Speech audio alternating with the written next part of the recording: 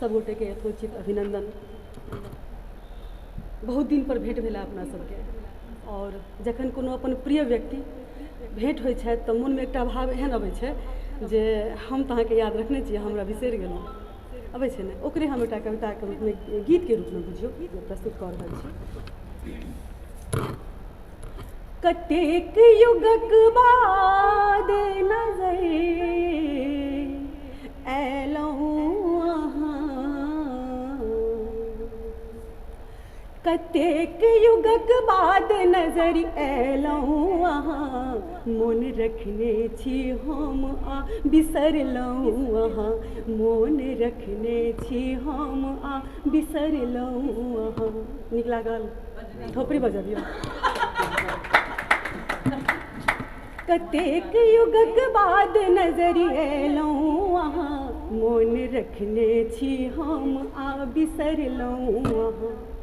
आई अचके में देख के मुस्किलैया धर, आई अचके में देख के मुस्किलैया धर, नैन कलशी छनहि में छिलक लई हमर, नैन कलशी छनहि में छिलक लई हमर, जमल धूरा समय केर पोछल जे हम, जमल धूरा समय केर पोछल जे हम, चलचित्र सनक चित्त में अभरलहुँ अहाँ, चलचित्र सनक चित्त में अभरलहुँ अहाँ, मोन रखने छी हम आ बिसरलहुँ अहाँ।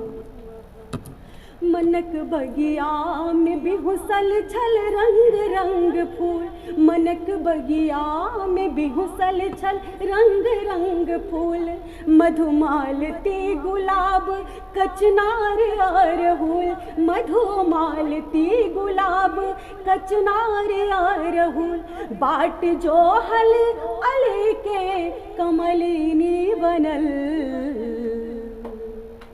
बाट जो हल अली के कमलिनी बनल, मुदा सिंगरहार बन के झहरलहुँ अहाँ, मुदा सिंगरहार बन के झहरलहुँ अहाँ, मोन रखने छी हम आ बिसरलहुँ अहाँ। और अंत में प्रीतिवारी सोनी पैत रही अंगना दुआरी, प्रीतिवारी सोनी पैत रही अंगना दुआरी, साँझ होइत सजबैत रही नेह दीप बारी, साँझ होइत सजबैत रही नेह दीप बारी, हमर सपना महल बिनु कहने ढल, हमर सपना महल बिनु कहने ढहल, भरल बाकुट के बालू सन ससरलहुँ अहाँ, भरल बाकुट के बालू सन ससरलहुँ अहाँ, भरल बाकुट के बालू सन ससरलहुँ अहाँ।